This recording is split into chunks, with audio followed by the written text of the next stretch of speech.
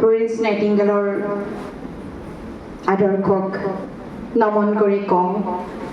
আমাৰ তিনিচুকীয়া চিভিল হস্পিটেলত ডাক্তৰ মৃদুল গগৈ ছাৰে সদায় এটা ব্যতিক্ৰমী চিন্তাৰে এটি ব্যতিক্ৰমী ধাৰাৰে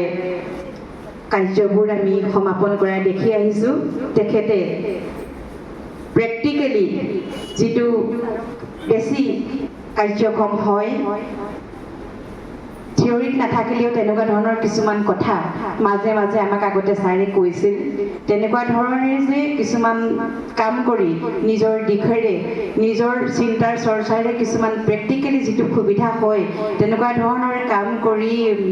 নিজৰ অভিজ্ঞতা কিছুমান আমাক মাজে সময়ে ছাৰে শ্বেয়াৰ কৰি আমাক কৈছিল ছাৰেও এজন বহল ব্যক্তি সত্তাৰ যিহেতু ব্যক্তি ছাৰেও নিজৰ চিন্তাবোৰ সদায় ব্যতিক্ৰমী ধৰণে চিন্তা কৰে আৰু তেখেতে তেনেদৰে আমাৰ চিভিল হস্পিটেলখনৰ নাৰ্ছিং ষ্টাফক বিভিন্ন দিশত সবলীকৰণৰ ক্ষেত্ৰত আমাক দিহা পৰামৰ্শৰে ধন্য কৰিছে।